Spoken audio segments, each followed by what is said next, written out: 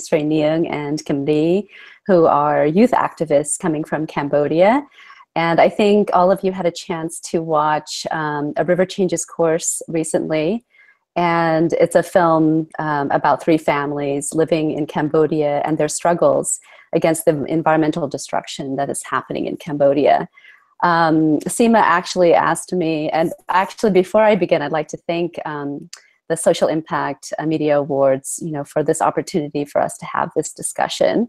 And also Daniela, Aaron, and Lucy for organizing this and putting this all together. It's just such a wonderful opportunity for all of us to be here and to discuss this, to have this important discussion about the environment in Cambodia and what we can do to protect it. But they also asked me to just give a little synopsis about how A River Changes Course came to be and how we decided to make this film. So as some of you may know, during the Khmer Rouge regime, this was a socialist communist regime that came to be in 1975 to 79 in Cambodia and took over Cambodia, and 2 million people, people's lives were actually taken during that time. 2 million people died either from malnutrition or they were executed. And during that period, it really tore the country apart. So I was doing a lot of work on researching this period and trying to make people aware of this time. But what I realized was that throughout the years that I spent in Cambodia was that another kind of reign of terror was taking over in Cambodia, and that people's lives and livelihoods were being attacked. This time, it wasn't just, people, being executed, but the land, the rivers, the forests were being destroyed, and therefore people's lives and livelihoods were being destroyed as well. And then in the last few years, I've really, during my time working in Cambodia, what I also realized was that even though this was taking place, that there was a new hope that was emerging. And that hope I saw was with the youth. And I've had this opportunity to get to know some really strong youth activists in Cambodia. And this time I really want to bring them into the discussion so that they can talk about their experiences and about the emergence of a new opportunity, actually, for Cambodia to really reconstruct itself and build itself on a hope and a new way of seeing the environment and what we can do to protect it. So I'd like to bring to the floor first Kimry Mot. Kimry is a really special friend, and I would also say a very special brother. He's like a brother to me. Kimry and I first met in 2013, and he was actually sitting on top of a tree branch, like a little tree house, reading a book in the Neang Valley, which is a valley at the foot of the Cardamom Mountains in Cambodia. And this valley has been challenged within the last few years because of the possibility of a dam being constructed there. And now the forest is also being cut down at an alarming rate and being destroyed. And Kimry has been working with Mother Nature Cambodia to help protect this place. And actually with Mother Nature Cambodia was successful at stopping the dam from taking place. So I'd love for Kimry to start and introduce himself and talk about his work with Mother Nature Cambodia and how the youth are working to work with local communities to help empower and to bring their voices and raise their voices and help make known what is happening in Cambodia.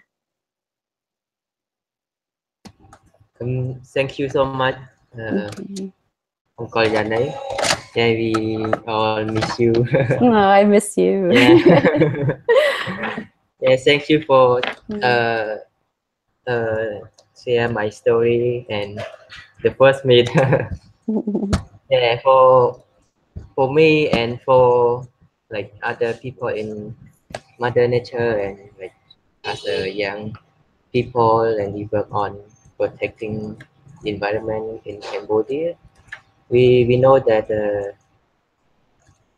this is a very important work for this period of Cambodia because now uh, like we face on many issues and our forest is lost more and more, yeah, and now uh, we got a lot of like construction like dam and deforestation, and we try to protect all those areas by join many campaign, and we also um, uh, like involved with the media that we know that it's very important to speak out what we have the best and what is our problem. Like, in the Arang Valley, we start to protect the area from bring Cambodian people to their place. They they will build the dam and destroy everything. But our strategy is to like to to, to bring the beautiful place to many people, to Cambodian people, by bring them there and take the photo, film there, and show how beautiful it is. Mm. Yeah. So it is our work to protect the area. Yeah. So So you, yeah, yeah. I, So you think that by bringing the youth to the area and showing them the beauty of the place, that they'll be inspired to protect, the environment. yeah, I think this is the way that we work, and also, for me at the first time to join this that environment, I'm also a kind of like tourist. I just go there to just enjoy the place and to enjoy my holiday, but I became to the environmental activist start from the tourist. So it's Mm. like this story is I think people when they will inspire something inside, yeah, because they have like beautiful place, animal and indigenous people live there. Everything is beautiful, like very pretty, beautiful. So they will want to keep that place and to like they don't want anyone to destroy that place. Yeah. Mm. So what can the youth do? What can the youth do? How have you helped the youth to understand what they can do to protect the environment? And what strategies have you used to inspire them and to get them to help, and work with the communities to protect the environment?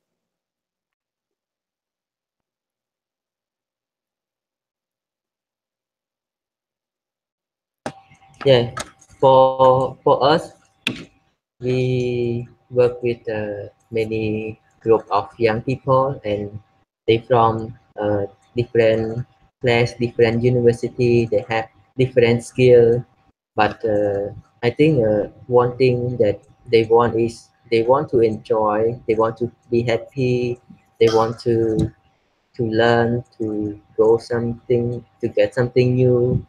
Yeah, and our campaign is to promote the Arang Valley to other people that they don't know before, and we don't want to focus about like something bad or something wrong with the authority or the policy. We don't want to talk about politics, but we want to talk about the beauty of the valley, and people want to know, want to hear about Mm. that word. Yeah. So I think this is this is one of the strategies that we can call all the people, call all the young people that they want to know, to see the valley. Yeah, yeah. So they cannot, they can accept our topic, because how can they, like, they come and they don't want to listen to us, because we don't talk about Mm. politics. We talk about the beautiful of the place and Mm. the environment. Yeah. Hmm.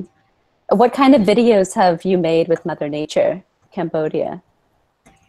For me, I have like some video that would talk about uh, the community life style and the way how they live with the nature, and I want to show people about the importance of the nature and like our rules of life. Like Mm. when we start from the beginning of our life, we have nothing. We don't have like many years ago, and also Cambodian people, we start from after Khmer Rouge, we don't have anything. We just have nature and land, river and forest. So this is our, like, our Mm. uh, National we don't treasure. have we don't Yeah. yeah, yeah, treasure. Uh-huh. Uh-huh. So Mm. our, like, Hmm. don't have Hmm. uh Yeah. Yeah. Our Bopal rose. yeah, yeah. Yeah. Don't have, Uh, yeah. mm. So this is our treasure that Mm. we live with, and Mm. the nature also Mm. kind of everything for Yeah. local community. They don't have Hmm. work. They live the river, the Hmm. sea, Mm. and forest. Yeah. So what you're trying to say is that by sharing, the lives and the culture and the especially some of the spiritual ceremonies that happen in Orang Valley, that you're able to lighten, bring light to the cultural and spiritual identity of Cambodia, and inspire the youth to be proud of that. And you're absolutely right. In Cambodia after the Khmer Rouge, many people have lost pride in their country, pride Yeah, in our culture, pride in who we are and our identity. yeah, That's in yin, yeah, so without that pride, it's hard to know how to protect. But with that pride, then you feel, the strength and the courage, to fight. Just like when I met you in 2013, you just started, working with Mother Nature. You were just visiting Orang Valley. But because you saw how beautiful it was, you felt inspired to protect it because it was your treasure, right? It yeah, belonged to yeah. you Sure. now. Yeah. Yeah, Mm. So it's really beautiful that, and I don't know, it's been really beautiful for me to witness that in Cambodia, to see over the years how that pride has developed, and how the young people really now take pride in their culture and pride in the environment. yeah, But what I want to ask you, how do you think the youth can actually take that pride and turn it into power in yeah, order to influence, the local government? How do you think that can be done? yeah. Thank you so much for this question, and it's also hard for me to explain and to answer, but I try. Yeah, for me, I meet with a lot of young people, and some people they also work with environment, but we have a different idea, different concept, and yeah, we when we talk about environment, sometimes I Mhm. said the environment is belong to us. Is we own the environment, we own the forest, we own the river. It means we need to take care of that. But some people, when I say we own the forest, they feel like, oh, I'm on the forest too, so I can cut it all. So people, Yeah, so people think in different ways. Mm. So yeah, so to make like some like young people to love with the nature, to protect with the nature is not an easy one. Mhm. And but one thing we can is to Mm. bring them, and to when the nature inspire them Mm. is we they can inspire people by some story, like when sometimes if I never went through the forest, I cannot know what they have. Like Mm. maybe it's good for us, maybe it's not good for us. But when I Mm. went to the forest, I know that beautiful, and I know that how it's beautiful, how the Mm. people live there, how important is the forest. So it will inspire people to start protect, to start Mm. involved with the bird, to Yeah. keep the forest. Yeah.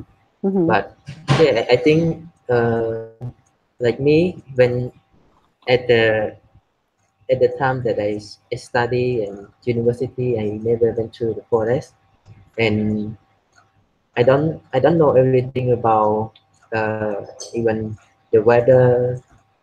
Yeah, yeah, I don't interesting about like something around me. I just Mm. go to work, go to study, and come back home, and nothing to do. Yeah, Mm. but when I went to the forest first time, Mm.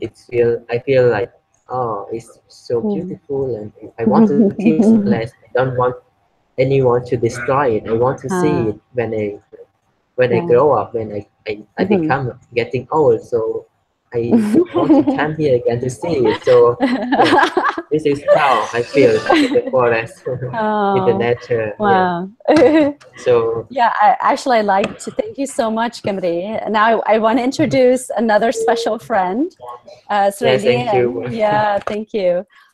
Srey, there's really no word to describe Srey. She is like, I think the one word I can use is cool, like super, super cool. She is so cool. And she's doing some of the coolest things in Cambodia right now. And like Kimry, I'd actually like Cindy, and I'd love for you to tell the story of how you came to fall in love, with the forest too, and how that story led you to want to protect the environment, but also what you're doing now, in particular, in urban Phnom Penh City, what you are doing with other young people to protect the environment in your own way. Yeah. Okay, I think it's not really different from Kimry. It's happened just when we just start to visit the forest. I first time went to Prey Longs, like with some of the youth group, and yeah, it's spectacular. I mean, like it's so beautiful, and it's not just I want to see it myself and feel it myself. Like I want my maybe my children, like the next generation, and my friend, my family to see it and to feel the same way. It's like the relaxing way,